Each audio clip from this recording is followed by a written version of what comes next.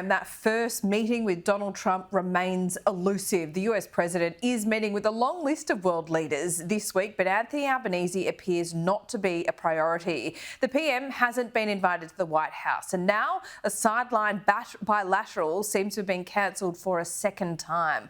What are we to make of all of this? Is Australia irrelevant to America right now, or are we just truly on the B team friendship list? Political editor Andrew Clennell joins us live from New York. We've been talking about this for months. There's a national obsession with it. So how are they spinning this one today, Andrew? I've seen better spin bowling in my backyard, Laura. No, look, haven't we done this before? I feel like I've sense a deja vu with you right now. Look, the suggestion is, wait for it, that US and Australian officials didn't want another last-minute cancellation with Trump only here for a day. But come on, give me a break, right? What? So what does that mean? So they're saying they cancelled because they didn't want last minute? Well, the US and Australia, no, the US also were concerned about it. Now, that may be the case, but, I mean, he's meeting all these other countries, isn't he? He's got time to say he can do that. So I'm not really buying it. I mean, they remain confident of a meeting and say both sides want a meeting. But let's just take a step back here and think about what's happened.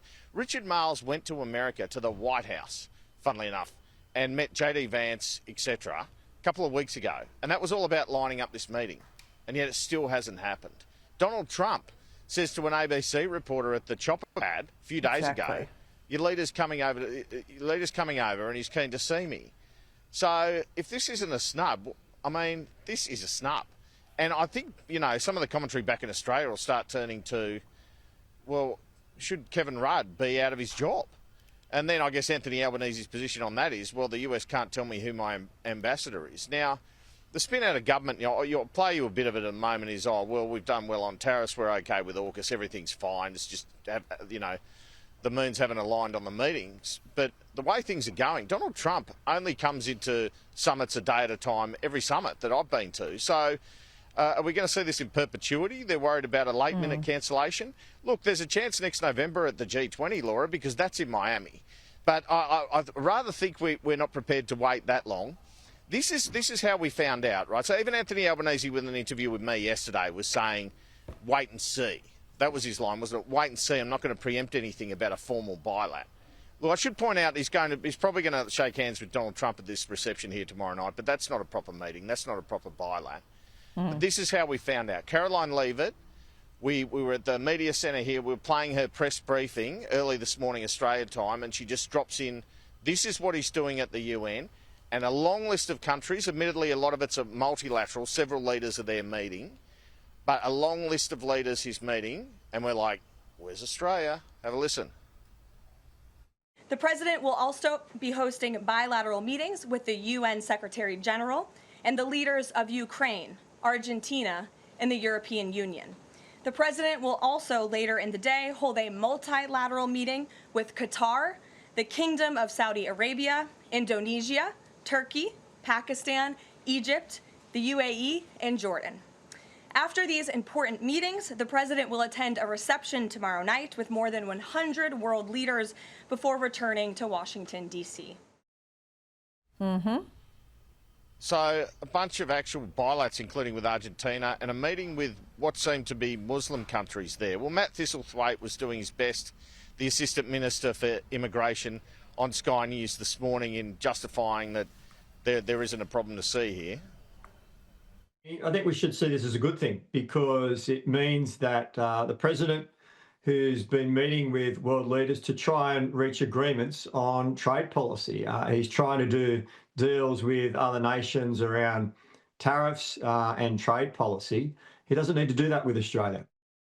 Andrew, the recognising of Palestine must be an issue here, but I do think it's curious that Donald Trump stood by another ally, Keir Starmer, just last week, and they were able to have a bilateral and disagree. But it seems that this Palestine issue has certainly got to play a part in it, surely. It was noted that Keir Starmer made the announcement on recognition with Anthony Albanese following that bilat, though, made the formal announcement, yeah. But let's listen first of all to Anthony Albanese in his address. And there were 33 leaders spoke at it about Palestinian statehood. They're trying to push what they call momentum for peace. That doesn't seem to be working, frankly.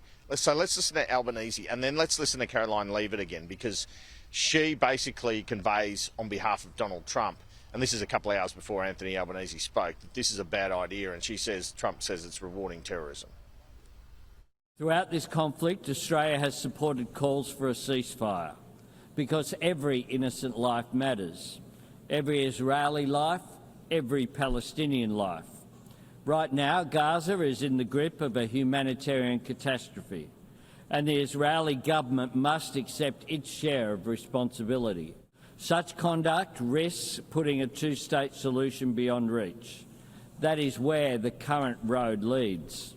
We must choose a different path. We must break this cycle of violence and build something better. The president has been very clear. He disagrees with this decision. He spoke about that in the UK, standing right next to his friend, Prime Minister Starmer. And he feels this does not do anything to release the hostages, which is the primary goal right now in Gaza, does nothing to end this conflict and bring this war to a close. And frankly, he believes it's a reward to Hamas. So Donald Trump addresses the Assembly 11 p.m. Australian time tonight. What will he say about Palestine or Ukraine or Russia or any number of issues? Certainly be keenly watched here. Then he has all those bilats.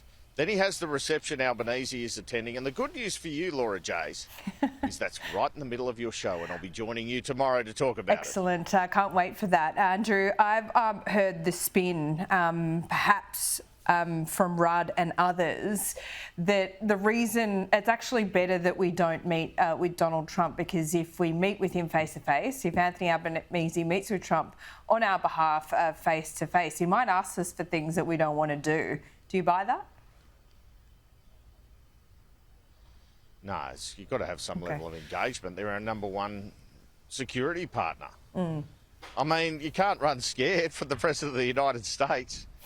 I think Albanese wants to meet him. I don't think Richard Marles was over there for his health or just to catch up with JD Vance, but we're not having much luck here. And, at the very least, it's because we're seen as unimportant, as you said in your intro.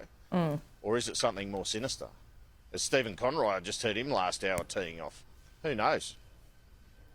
Yep, that's where we're at the moment. Andrew, great to talk to you.